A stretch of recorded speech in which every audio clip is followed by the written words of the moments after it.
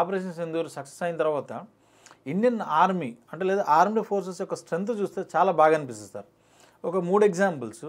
అందులో ఒకటి ఏంటంటే ఇప్పుడు అభినందన్ స్టోరీ అందరికీ తెలుసు. అభినందన్ జస్ట్ మిగ్ అనేటటువంటి యుద్ధ విమానం వేసుకొని పోయి దాన్ని యాక్చువల్గా ఎగిరే శవపేటికలు అంటారు, F-16 కొట్టిపడేసింది సార్. అవునండి. ఆ తర్వాత మనం కార్గిల్ వార్లో మనం ఆపరేషన్ విజయ్ గురించి కూడా మాట్లాడుకుంటే టెర్రరిస్టులేమో పైన కొండపై ప్రాంతంలో వాళ్ళు, మన వాళ్ళేమో కింద ఉన్న వాళ్ళని పైన కొట్టడం చాలా కష్టం, పై వాళ్ళు కింద వాళ్ళని కొట్టడం చాలా ఈజీ. ఆయన కూడా సక్సెస్ఫుల్గా టార్గెట్ని ఛేదించారు సార్. ఎలాగ మీరు మాట్లాడుతూ కూడా సర్గోదా గురించి చెప్పినప్పుడు 2 టెర్మినల్స్ ఇట్లా ఉంటే ఆ పాయింట్ని చూసి అంత ప్రెసిషన్ అంత అక్యురేట్గా కొట్టిరంటే ఇట్లాంటి చదివితే సెల్యూట్ ఆర్మ్డ్ ఫోర్సెస్ అనిపిస్తుంది. అండ్ రోమాలు కూడా నిక్కబడుస్తాయి. దాంతోపాటు పవన్ కళ్యాణ్ సినిమా ఒకటి ఉంటుంది సార్, ఆ సినిమా పేరు గుర్తులేదు, అందులో ఒక డైలాగ్ ఉంటుంది, బండి పవర్ బండి ఇంజన్లో కాదు దాన్ని నడిపించేవాడి నరాల్లో ఉంటుంది అని అంటాడు Pawan Kalyan. Army forces strength చూస్తే అట్లా అనిపిస్తుంది. అట్లా కొన్ని ఎగ్జాంపుల్స్ ఏమైనా చెప్తే సార్ అంటే నెక్స్ట్ జనరేషన్స్కి ఉంటాయి. సొంత మార్కెటింగ్ అనుకోకపోతే ఇటీవలే నేను అజ్ఞాత కశ్మీర్ ఫైల్స్ అని ఒక పుస్తకం రాశాను. ఓకే.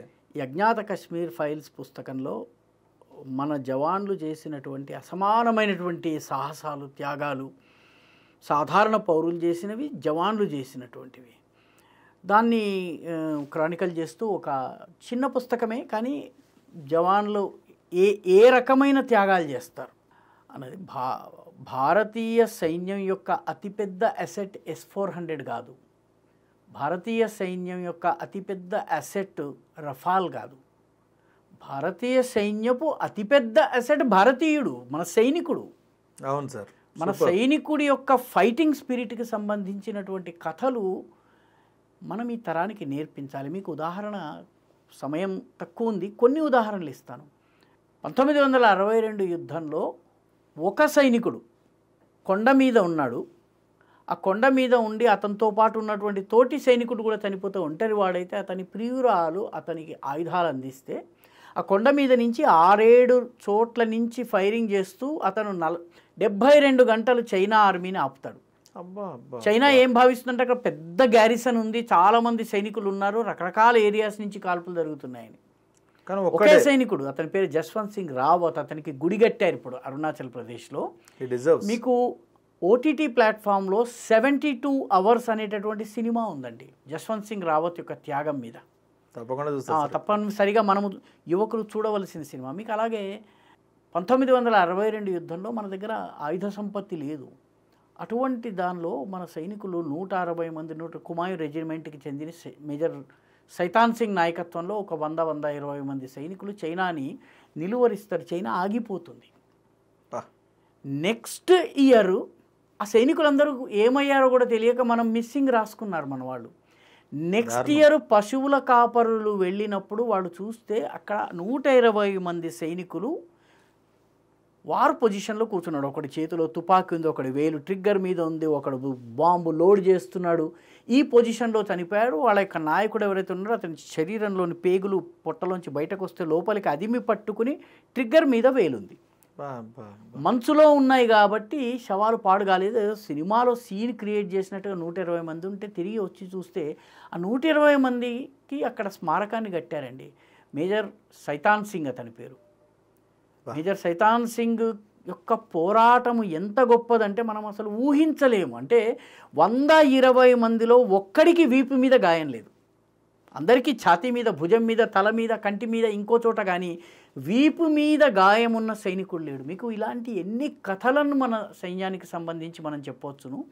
ఎన్ని రకాల పౌరుషాన్ని వాళ్ళు అన్నట్టు ఏమీ లేదు మనకు. ఆ సమయంలో మ్యాపులు లేవు, మంచుకు కావలసిన బూట్లు లేవు, ఏమీ లేకపోయినా మన సైనికుడు పోరాడాడు. కాబట్టి భారతీయ జవాను యొక్క సాహసం కానీ అతని పౌరుషం కానీ దానికి సంబంధించిన కథలు అనేకం ఉన్నాయండి. ఎన్ని కథలు ఉన్నాయంటే, నీ జీవిత లక్ష్యం ఏమిటి అన్నాడు సైన్యంలో చేరుతున్నప్పుడు ఇంటర్వ్యూలో. అంటే అతను అన్నాడు నాకు పరమవీర చక్ర కావాలన్నాడు. నువ్వేం మాట్లాడుతున్నావు నీకు తెలుసా అని అన్నాడు. లేదంటే పరమవీర చక్ర కోసమే సైన్యంలోకి వచ్చానన్నాడు. అతని పేరు మీద ఈ మధ్యనే సినిమా, మనోజ్ పాండే మీద సినిమా వచ్చిందండి ఈ మధ్య. అవును, సినిమా వచ్చింది. ఎవరో నేను హీరో ఎవరో నాకు గుర్తులేదు, కానీ అతని మీద సినిమా వచ్చింది. కాబట్టి భారతీయ సైనికుల యొక్క పౌరుషం, ఈ సైన్యమే ఈ దేశపు అసెట్. అవును సార్. ఈ దేశపు సైనికుడే ఈ దేశపు రియల్ యాసెట్. ఎందుకంటే ఆయుధాలు లేని సమయంలో కూడా హవల్దార్ అబ్దుల్ హమీద్ అతను భుజం మీద పెట్టుకున్నటువంటి గన్ తోటి 7 ట్యాంకుల్ని బద్దలు కొట్టాడు. ప్రపంచంలో 4 ట్యాంకులు బద్దలు కొట్టగానే పరమవీర్ చక్ర అనౌన్స్ చేశారు. తర్వాత 3ని బద్దలు కొట్టాడు అతను. బా గూస్ బంప్స్ వస్తున్నాయి సార్ మీరు చెప్తుంటే. అంటే ఇలా మన దేశపు శౌర్య పరాక్రమాల గురించి, మన సైనికుల గురించి, మన మొట్టమొదటి పరమవీర చక్ర మేజర్ సోమనాథ్ శర్మ, కాశ్మీర్లో ఆయన చనిపోతారు.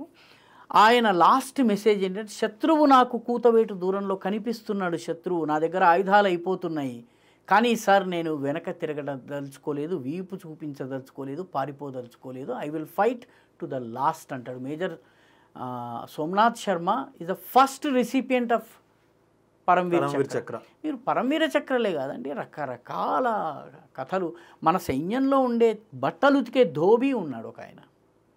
1947 సంగతి, కాశ్మీర్ యుద్ధం సంగతి 47లో.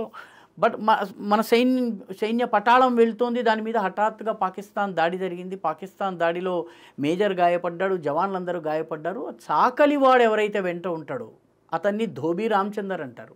ఆ రామచందర్ గన్ తీసుకుని పాకిస్తానీల్ని చంపేసేసి తన భుజాన మేజర్ని వేసుకుని సురక్షిత ప్రాంతానికి తీసుకొస్తాడు. అతనికి మహావీర్ చక్ర ఇచ్చారండి. నాన్ ఆర్మీలో కేవలము బట్టలు ఉతికేటటువంటి వ్యక్తి చూపించిన పౌరుషం అది. ధోబీ రామచందర్ అని మీరు కనుక ఇంటర్నెట్లో కొడితే ధోబీ రామచందర్ ఫోటో వస్తుందండి. అసలు మేజర్ తిమ్మయ్య అతనికి మహావీర్ చక్ర అతని భుజాన తగిలిస్తాడు. నాన్ ఆర్మీ పర్సన్కి మహావీర్ చక్ర ఇచ్చినటువంటి 2 ఉదాహరణలు ఉన్నాయి, అందులో ఇదొకటి. ఆర్మీలతో సంబంధం లేనటువంటి వాళ్ళు యుద్ధంలో వాళ్ళు పాల్గొన్నారు. They are not train to use the gun, కానీ వాళ్ళు యుద్ధంలో గన్ని వాడారు, చంపారు, విజయం సాధించారు, తిరిగి వచ్చారు. కాబట్టి ఇటువంటి అనేక కథలు ఉన్నాయి. మనము ఈ తరం తెలుసుకోవాల్సిన అవసరం ఉంది.